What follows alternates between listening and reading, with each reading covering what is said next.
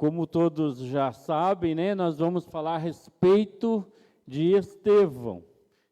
Aqui na igreja a gente programa um mês, então, se você quer saber o que vai ser falado, é só você olhar no mural, lá tem o cronograma do mês todo, na escala do mês todo, sempre vai ter o nome das pregações lá. Sobre tudo que a gente vai falar o mês inteiro já está programado, né? E a gente se organiza para isso, né? E isso não quer dizer que o Espírito Santo não vai falar, porque o tema que está lá, oramos naquele tema que está lá, para que Deus fale, né, com a igreja dentro daquele tema, e mesmo para a gente escolher o tema do mês, nós oramos, pedimos, Senhor, nos dê um tema para esse mês. E assim, né, e temos também a escala do ano. Se você quiser saber o que vai acontecer cada mês na igreja, é só olhar na escala que você vai ver todas as programações do ano já estão programadas lá, né? Então a gente procura organizar, né? O Espírito Santo, ele também nos dá essa capacidade de organização. Às vezes a gente tem igrejas que pensam que deixar que o Espírito Santo faça ficar tudo na última hora, e eu creio que o Senhor não se alegra muito das coisas feitas de última hora, né? Então a gente tem que programar antes, né? Por isso que a gente faz isso. Então não é novidade para os irmãos que hoje nós iremos falar sobre Estevão, né? Então, quero convidar os irmãos para abrirmos a palavra no livro de Atos. No livro de Atos, glórias a Deus. No capítulo 6. Glórias a Deus. Então, nós vamos ler Atos, capítulo 6, e depois nós vamos dar um pulinho aqui, para um versículo mais para frente. Então, Atos 6:1. Naqueles dias, crescendo o número de discípulos, os judeus de fala grega, entre eles queixaram-se dos judeus de fala hebraica, porque suas viúvas estavam sendo esquecidas na distribuição diária do alimento. Por isso os 12 reuniram todos os discípulos e disseram: não é certo negligenciarmos o ministério da palavra de Deus, a fim de servir as mesas. Irmãos, escolham entre vocês 7 homens de bom testemunho, cheios do espírito e de sabedoria. Passaremos a eles essa tarefa e nos dedicaremos à oração e ao ministério da palavra. Tal proposta agradou a todos, então escolheram Estevão, homem cheio de fé, do Espírito Santo, além de Filipe, Prócoro, Nicanor, Timon, Parmenas e Nicolau, um convertido ao judaísmo, proveniente de Antioquia. Apresentaram esses homens aos apóstolos, aos quais oraram e lhe impuseram as mãos. Assim a palavra de Deus se espalhava, crescia rapidamente. O número de discípulos em Jerusalém também, um grande número de sacerdotes obedecia à fé. Agora nós vamos para capítulo 7, versículo 54. Ouvindo isto, ficaram furiosos e rangeram os dentes contra ele. Mas Estevão, cheio do Espírito Santo, levantou os olhos para o céu e viu a glória de Deus, e Jesus em pé à direita de Deus, e disse: vejo os céus abertos e o Filho do Homem em pé à direita de Deus. Mas eles taparam os ouvidos e, dando fortes gritos, lançaram-se todos juntos contra ele. Arrastaram-no para fora da cidade e começaram a apedrejá-lo. As testemunhas deixaram seus mantos aos pés de um jovem chamado Saulo. Enquanto apedrejavam Estevão, este orava: Senhor Jesus, recebe o meu espírito. Então caiu de joelhos e bradou: Senhor, não os consideres culpado deste pecado. E tendo dito isto, adormeceu. Amém. Glórias a Deus. Meus irmãos, a história da Igreja Metodista Livre é uma história que rompe com qualquer linha de preconceito. Existem vários tipos de preconceito, né? Mas se nós formos ver a história da Igreja Metodista Livre, ela rompe com esses preconceitos. Isto é, nenhum crente deve ter preconceito. Muito obrigado, essa aguinha maravilhosa. Já vou até tomar um pouquinho agora.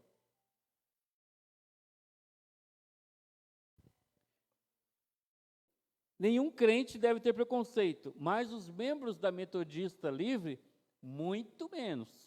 Por quê? Em uma época que os escravos não podiam frequentar os cultos junto com os brancos, Deus usou alguns irmãos dos Estados Unidos em 1860 para colocar o nome Livre em sua placa e assim convidar a todos os irmãos que eram escravos a adorar a Deus em sua casa. Dessa forma surgiu a Igreja Metodista Livre, uma igreja abençoada por Deus e que tem crescido muito pelo mundo inteiro. Então ela convidou as pessoas que eram proibidas de entrar na igreja, isso lá nos Estados Unidos, a vir para a igreja. Na placa estava escrito Metodista, eles foram lá colocar a palavra Livre. Por isso que no nome da Igreja Metodista Livre tem esse nome Livre, é porque nessa época os escravos podiam vir e participar. E a igreja, resultado disso foi que a igreja cresceu e se espalhou, né? Hoje nossa igreja está em todos os continentes, né? Dessa forma, irmãos, surgiu a Igreja Metodista Livre, uma igreja que Deus tem cuidado, né? Estabelecido na terra. Da mesma forma, em Jerusalém, quando a igreja surge e cresce portentosamente, depois do Pentecostes, pois foi numa pregação de Pedro, lá em Atos capítulo 2, versículo 41, vem nos dizer que foi numa pregação de Pedro, quando ele, cheio do Espírito Santo, foi lá e pregou. A palavra diz que mais de 3.000, aproximadamente 3.000 pessoas se converteram ao Senhor com essa pregação de Pedro. Então a igreja cresceu. Mas infelizmente, junto com o crescimento, vem os problemas. E o preconceito surgiu entre os judeus de fala grega, como nós lemos, e os judeus de fala hebraica, né? Pois as viúvas gregas estavam sendo negligenciadas, porque a palavra diz que todos os dias eles faziam distribuição de alimento. E a gente não sabe se estava acontecendo isso mesmo ou não, se foi uma intriga do diabo lá para dividir a igreja. Porque, meus amados, o que o diabo faz é colocar intriga para dividir a igreja. A igreja pode estar tudo tranquilo, tudo em paz, mas essa paz nunca perdura por muito tempo, porque o diabo sempre vai lutar contra a igreja. Enquanto, né, a igreja estiver na terra, o diabo sempre vai tentar tirar você da presença de Deus. Porque se você sair da presença de Deus, acaba-se a chance de se converter o seu filho, seu marido, sua esposa, o tio, a tia, porque você saindo da presença de Deus, né? E como nós falamos na escola dominical hoje, uma pessoa que se desvia do caminho do Senhor e da palavra de Deus, ele às vezes se torna mais difícil você conversar com ele sobre Deus até do que o próprio incrédulo, né? Então, meus amados, surge esse problema, né? Que eles começaram a reclamar que as viúvas de fala grega não estavam sendo atendidas por preconceito, porque os judeus tinham preconceito, eles tinham preconceito com os samaritanos, eles tinham preconceito com várias nacionalidades, e surge aqui então esse preconceito ali no meio da igreja, e aí os apóstolos disseram assim: nós não vamos parar de pregar a palavra de Deus para dividir o alimento. Então é melhor que a gente ore a Deus, para que Deus levante 7 homens cheios do Espírito Santo, e esses homens tratarão de fazer esse serviço. Então eles oram a Deus, né, para que Deus levante essas pessoas. Por esse motivo, 7 diáconos foram levantados. O diácono é aquela pessoa que ele cuida da parte social na igreja, né? Aqui na igreja, Deus tem levantado o seu Ducati para esse trabalho, que na Igreja Metodista Livre nós não usamos essa palavra diácono, usa a palavra ecônomo, mas é a mesma função, né, que é uma tradução, mas é a mesma coisa, né, é aquela pessoa que é usada por Deus.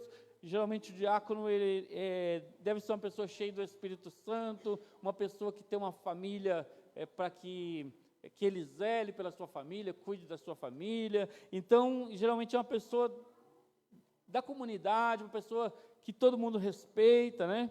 É uma pessoa que Deus levanta. Então, Estevão é o primeiro citado aqui. Ele foi levantado como diácono. O nome Estevão significa Estéfano, e o nome Estéfano significa coroa, galardão. Então, Estevão já com certeza já tinha o seu galardão pelo trabalho que ele estava realizando, né? Mas uma coisa que eu quero dizer para você, a primeira premissa aqui dessa pregação, eu quero dizer para você uma coisa. Quando pregamos a palavra, saímos do anonimato para sermos conhecidos, principalmente no inferno. Vamos repetir isso? Quando pregamos a palavra, está fraco. Quando pregamos a palavra, saímos do anonimato para sermos conhecidos, principalmente no inferno. Pois o crente incomoda o diabo. Amém. Se você é um crente que você não está incomodando o diabo, alguma coisa está errada. Se o diabo está feliz com você indo para a igreja e falando, ah, deixa isso aí não me incomoda não. Se você não está incomodando o diabo, então fique atento e observe bem a sua vida cristã, porque é da natureza do crente incomodar o diabo. E ele vai fazer de tudo para tentar tirar você do seu lugar, né? Estevão incomodava o diabo. Então essa foi a questão. Estevão era um homem cheio do Espírito Santo, e o crente cheio do Espírito Santo incomoda o diabo. Fala para o seu irmão, o crente cheio do Espírito Santo incomoda o diabo.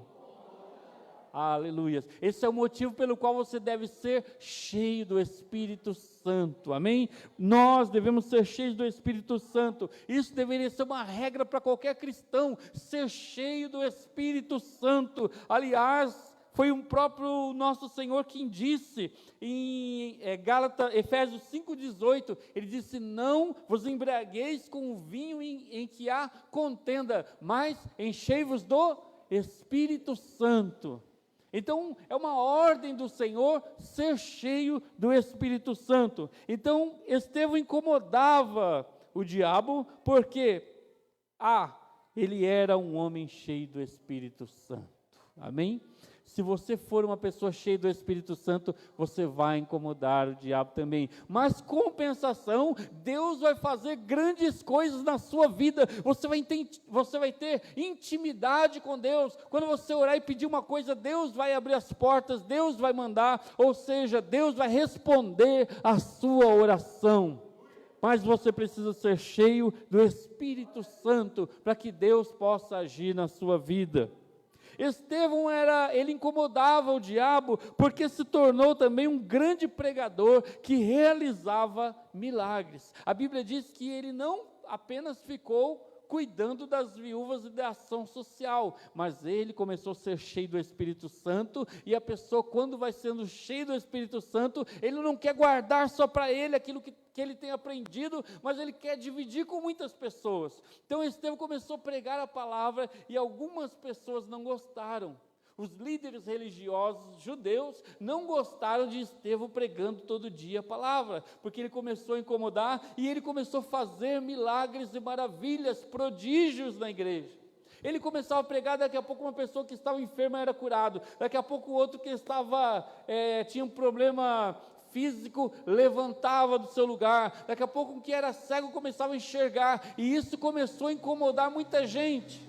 E as pessoas então começaram a olhar para Estevão e falar, nós precisamos dar um jeito nele, porque eram as mesmas pessoas que haviam matado Jesus há pouco tempo atrás.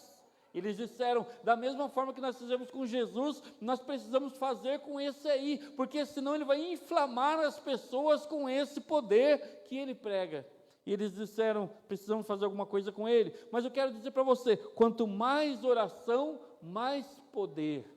Quanto menos oração, menos poder. E nenhuma oração, nenhum poder. Vamos falar comigo? Quanto mais oração, mais poder. Quanto menos oração, menos poder. Nenhuma oração, nenhum poder. Sabe, às vezes você está orando. Você é aquela pessoa que ora. E quando você vem aqui na frente, você não tem um diploma teológico, você não sabe o que vai falar, mas você chega aqui e fala para os irmãos, irmãos, Jesus é bom. O Espírito Santo já começa a agir, e aquele Jesus é bom já começa a entrar no coração das pessoas. Alguns irmãos já são tocados pelo Espírito Santo, outros se convertem só pelo fato de você dizer que Jesus é bom. Mas por que isso? Porque você está cheio do Espírito Santo, porque você está em oração. Deus responde a oração do seu povo. Deus responde a oração. Então é maravilhoso quando nós estamos orando ao Senhor, buscando a Ele. Porque, irmãos, a oração é um dos caminhos para chegarmos até a Deus e estabelecermos uma relação normal com Ele. Então, para você chegar a Deus, todos os dias, você tem que criar um caminho da oração. Você não pode ser aquela pessoa que você vai, quando tem igual as pessoas dizem, quando tem um batizado, você vai na igreja, quando tem um casamento, você vai na igreja, e não tem relacionamento com Deus. Deus é tudo para nós, Ele nos criou, Ele espera que nós conversemos com Ele todos os dias. A Bíblia diz que Ele ia conversar com Adão, lá no Éden, todos os dias Ele ia conversar com Adão, e nós precisamos conversar com o Senhor todos os dias. Você deve criar a sua estratégia. Talvez eu não possa de manhã, eu só posso à noite. Talvez eu não possa à noite, mas o caminho para o meu trabalho é longo e eu posso orar ao Senhor nesse tempo. Outros irmãos gostam de orar em outro momento, mas nós temos que orar, nós temos que buscar a Deus, assim como ler a sua palavra. Jesus contou, eu queria nesse momento,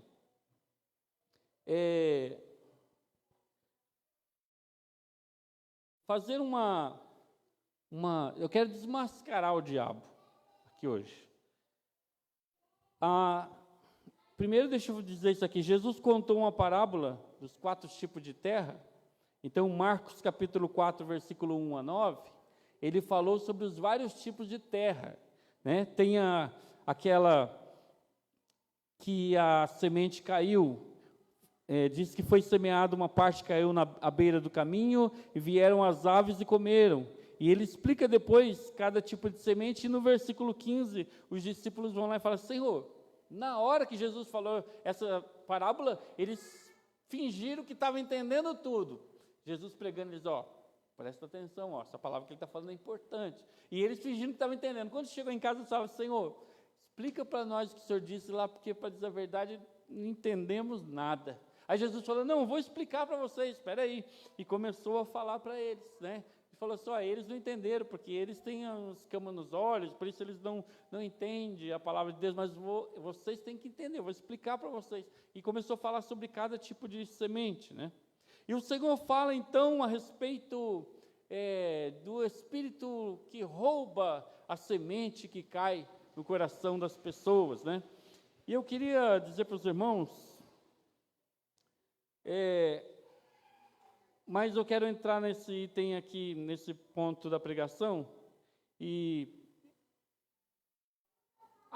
tem um tempo atrás, acho que foi numa quarta-feira, 3, 4 quarta-feiras atrás, né? Eu estava no culto, foi naquele dia que Deus me mostrou uma visão. Aliás, eu vi algo bem parecido hoje na introdução do culto, os fósforos queimando, né? Deus mostrou uma visão para mim que eram vários palitos de fósforo, e o Senhor falou que era a igreja. Eles não estavam acesos, eles estavam apagados, né? Não tinha sido acesos ainda. E eu achei interessante porque eles eram bem coloridos, esses palitos de fósforo, né? E aí o Senhor falou que esses palitos de fósforo é a minha igreja. E o Senhor falou: o que eles precisam para estar acesos? Eu pensei, a gente precisa pôr fogo neles. O Senhor falou assim: basta que um se acenda, porque eles estão juntos. Então, se um se acender, todos os outros vão se acender. E o Senhor me mostrou mais 2 visões juntas a essa. Uma era um pássaro. Esse pássaro eu me lembro que ele era um pássaro muito feio, e ele tinha uns olhos muito grandes, e ele estava olhando em direção da igreja. E depois o Senhor me mostrou, na segunda visão, terceira então, né? O Senhor me mostrou uma raposa, que ela ficava rodeando a igreja. E depois disso, meus irmãos, eu percebi uma estratégia do diabo. Deus falou para mim assim: esse pássaro é o pássaro que é o demônio que rouba a semente que cai nos corações das pessoas. E eu vi, né, que nessa passagem de Marcos que eu falei, capítulo 4, depois no 15, lá Jesus vai explicar, e ele vai falar assim, que Satanás rouba a semente, depois você olha lá, Satanás rouba a semente que cai nos corações. E, irmãos, depois desse dia, o Senhor estava me dando um alerta. O Senhor estava me mostrando, olha, há um demônio tentando agir, roubando a semente que cai nos corações. E isso é igual lá no livro de Atos, e vai contar sobre Paulo, e nos outros capítulos, Gálatas vai falar muito sobre isso também. Havia uns judeus que foi chamado de judaizantes. Onde Paulo ia pregando a palavra, eles iam atrás falando mal de Paulo e falando mal da palavra, e aí Paulo algumas vezes acabou sendo apedrejado por causa do trabalho que eles faziam. É uma obra do diabo. Paulo depois repreendeu e disse isso, que era uma obra do diabo, porque a intenção é tirar a semente do coração. E Jesus fala então nessa passagem de Marcos 4, que é Satanás, o próprio Satanás, é quem faz esse trabalho de tentar tirar a semente dos corações. E também aquela raposa olhando, a Bíblia diz que o diabo anda furioso, buscando a quem possa tragar. E depois disso eu percebi, comecei a orar, falei para alguns irmãos.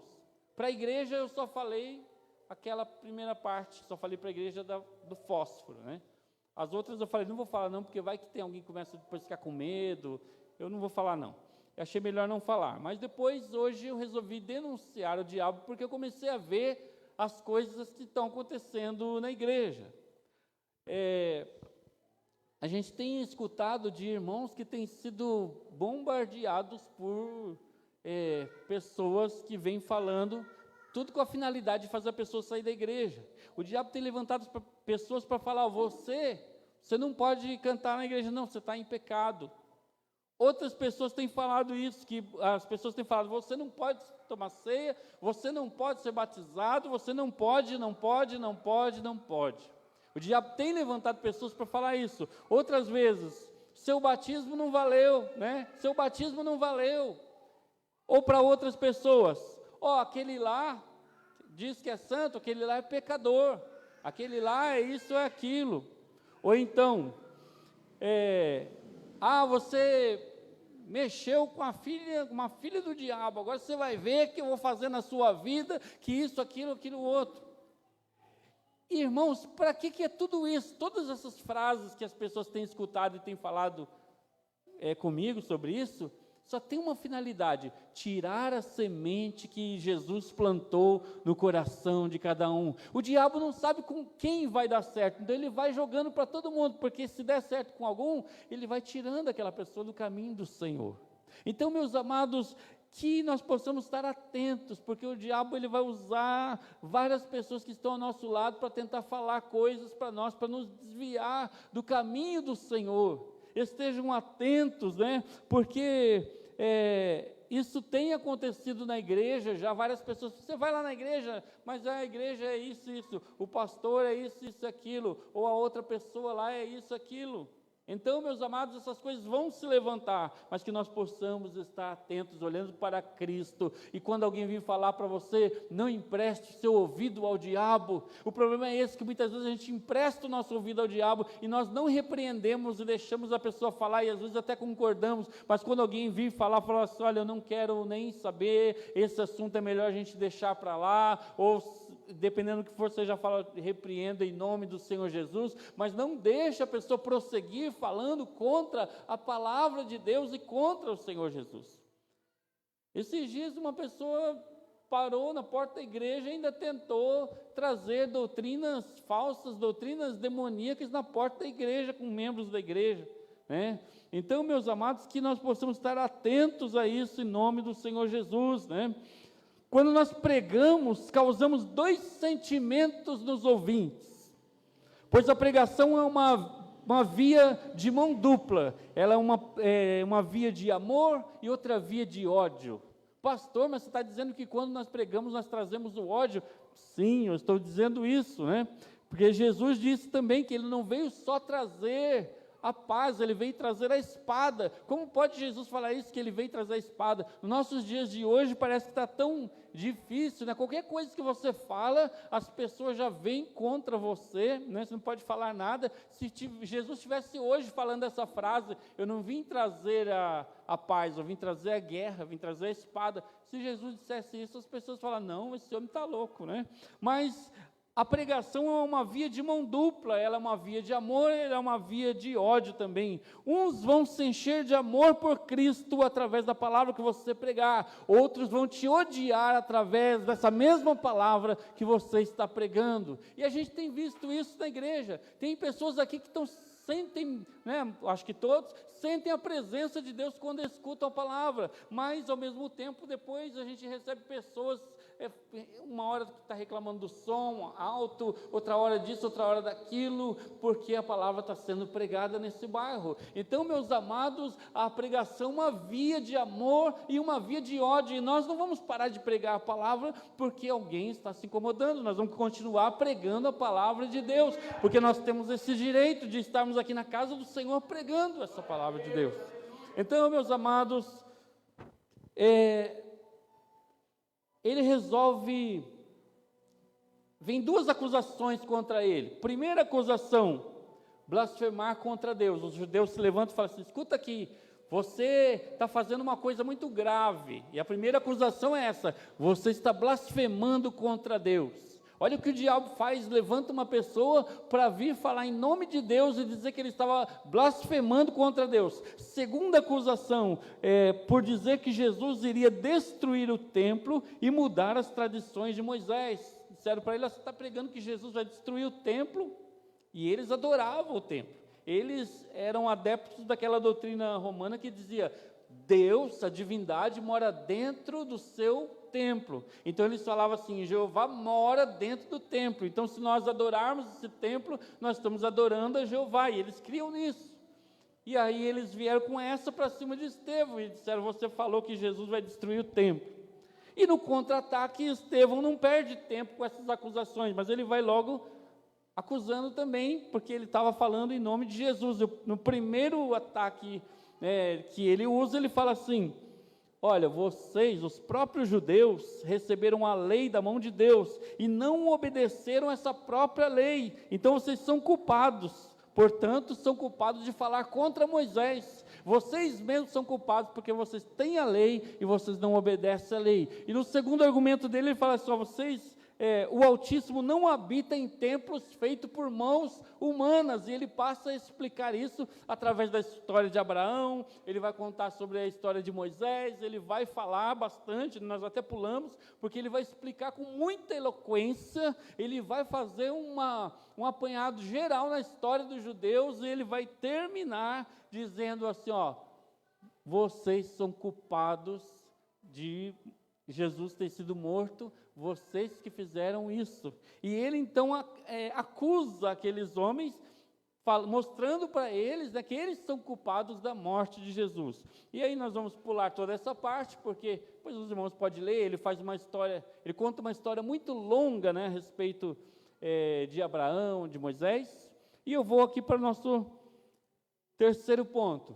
Quando nós pregamos a palavra, estamos correndo o perigo de morrer a mais linda das mortes, que é morrer por amor a Cristo. Quando você está pregando a palavra de Deus, você está correndo um perigo. A palavra do Senhor diz lá em Romanos 8,36: por amor a ti, somos entregues à morte todos os dias. Irmãos, não tenha medo de morrer, porque Deus está com você. O viver é lucro, para mim o morrer é viver, e o viver é lucro, disse o apóstolo Paulo. Ele falou assim: já estou crucificado com Cristo, e vivo não mais eu, mas Cristo vive em mim, e a vida que eu vivo na carne, eu vivo na fé do Filho de Deus, que me amou e se entregou por mim. Então, meus amados, não tenhamos medo da morte.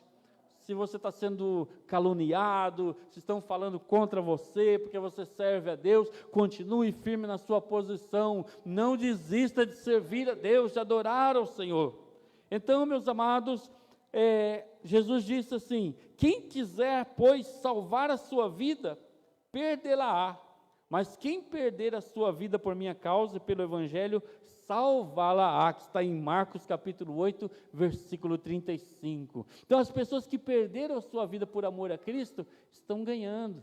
A gente vê casos de missionários que foram para tribos, que foram para lugares onde há, por exemplo, o mundo muçulmano, que há grupos extremistas, e muitas vezes alguns missionários desses acabam morrendo no campo. Mas Jesus nos diz aqui, aí a gente fica com dó e pensa assim: por que essa pessoa devia ter ficado na igreja dele? Não, mas não é assim que Jesus vê. Jesus vê assim: quem perdeu a sua vida por amor a Cristo, ganhou muito mais do que essa pequena vida que nós temos aqui, porque o que o Senhor tem para nós é muito grande, a salvação do Senhor. Jesus derramou o seu sangue, não foi por bobeira, não foi porque Ele quis só nos levar para um lugar que vai ficar todo mundo só de mão levantada o tempo todo. Nós vamos para o lugar onde Deus tem preparado grandes coisas, que a Bíblia, porque mão levantada é uma coisa que eu consigo imaginar. Agora a Bíblia diz assim, que as coisas que Deus preparou para nós, são coisas que nós nem conseguimos imaginar, que o nosso ouvido nunca ouviu, que os nossos olhos nunca viram, são essas coisas maravilhosas que Deus tem preparado para nós. Então Jesus diz isso, e a palavra ainda diz assim, ser fiel, em Apocalipse, né? Seja fiel até a morte e te darei a coroa da vida. Amém? Seja fiel até a morte. Não adianta você ser fiel um pouco e depois parar. É ser fiel até a morte. Jesus está batendo no seu coração, né? E se nós abrimos a porta para Jesus entrar, vai ser uma festa, Ele vai cear conosco, nós vamos cear com Ele, vai ser uma maravilha. Então, deixe Jesus entrar na sua vida. Então, meus amados, se você já foi tocado pela palavra do Senhor, abra o seu coração, seja cheio do Espírito Santo. Não adianta eu visitar meu parente lá em Minas Gerais, vou longe visitar meu parente, chego lá, desço do carro, fico no portão e não bato, fico lá esperando. Aí ele não abriu, falei, é melhor eu ir embora. Entro no meu carro, venho embora. Eu não bati, como ele ia abrir? Então também não adianta você falar assim, estou indo na presença de Deus, mas não estou recebendo nada. Abra o seu coração, busque a Deus, ore, clame por Ele, se derrame na presença do Senhor. A Bíblia diz de uma mulher que estava, eu fico imaginando como será que era o clamor daquela mulher. Ela estava clamando tanto que o sacerdote, quando viu, falou, mulher, bêbada a essas horas, afaste você a bebida, afaste você o vinho. Ela falou, não. Eu imagino que ela estava se derramando, chorando. E aí ela disse assim, a tua serva não está bêbada a essas horas, a tua serva está clamando ao Senhor, eu estou buscando e pedindo uma bênção. Eu falei, então vai e seja feito conforme aquilo que você está pedindo. E ela ficou grávida, depois disso, e ela teve um filho que ofereceu ao Senhor, Ana, ficou grávida de Samuel e ofereceu Samuel ao Senhor. Então, meus amados, depois que tudo isso aconteceu, a palavra diz que Estevão, ele estava com um rosto parecido um rosto de anjo.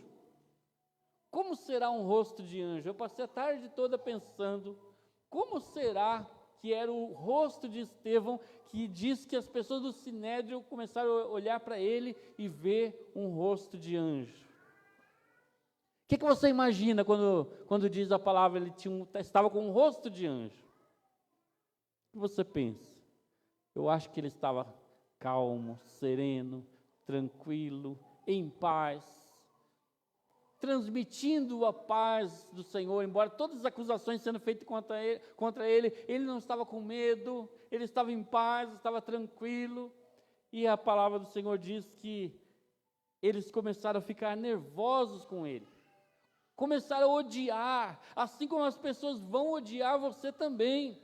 Não pense que você vai servir a Deus, vai falar de Jesus e todo mundo vai falar como você é maravilhoso. As pessoas vão odiar você. A mim também. E isso já começou.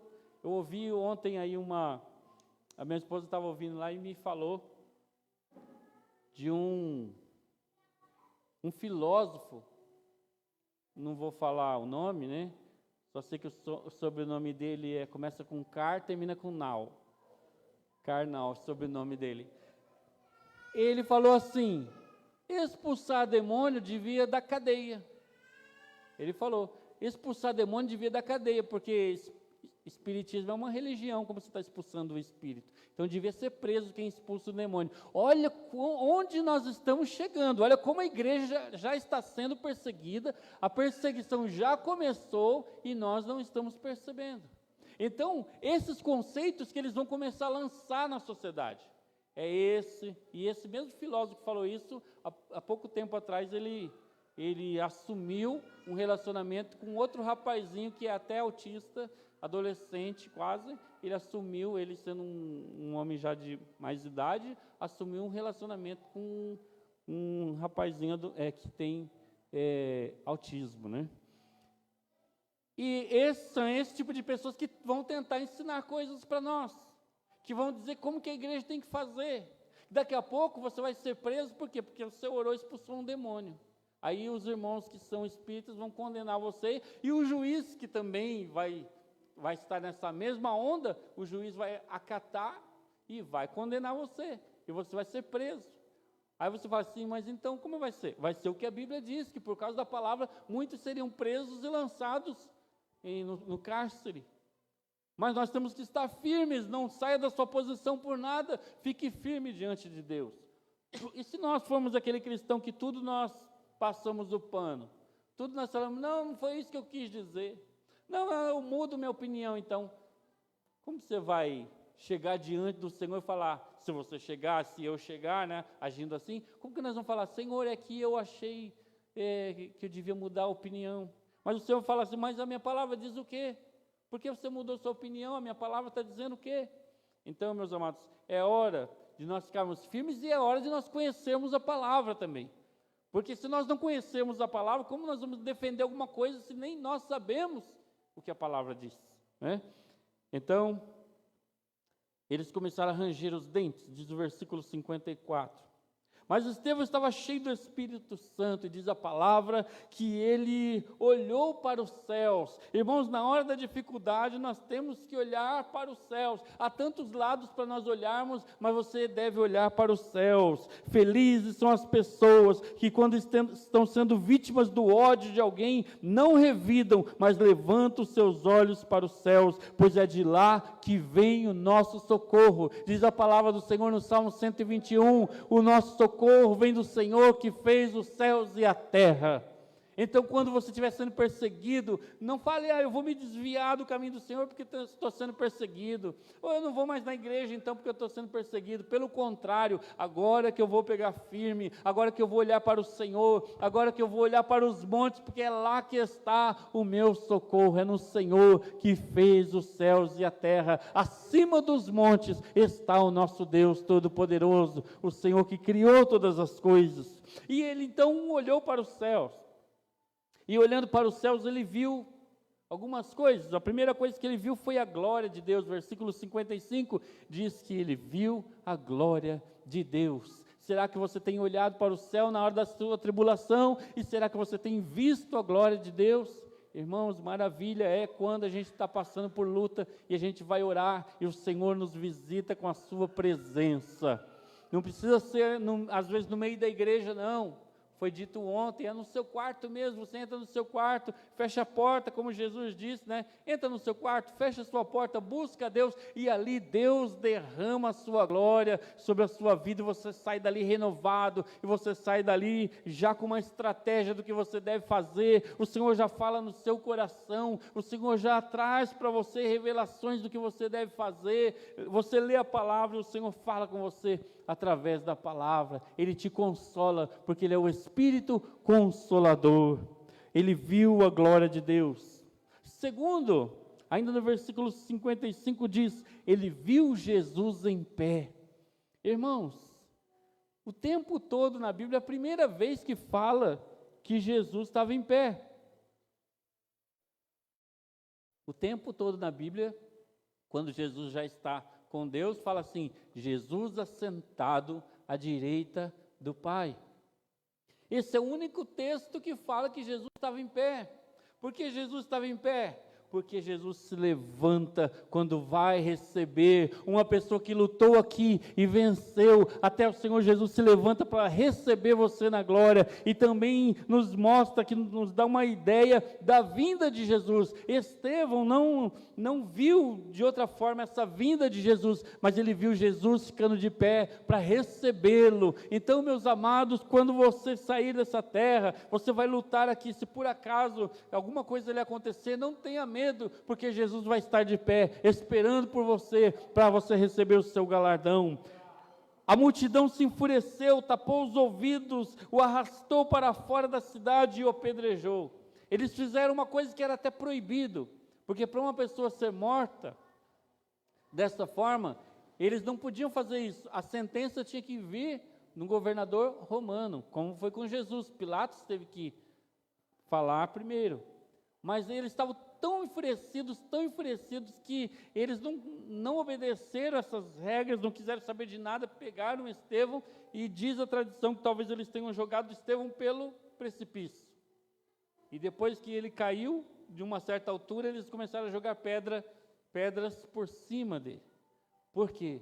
Porque ele pregou a palavra de Deus com ousadia. Ele morreu porque ele foi um homem cheio do Espírito Santo. Ele morreu porque ele quis pregar a palavra do Senhor para que as pessoas pudessem ser salvas. Mas ele viu Jesus de pé para recebê-lo.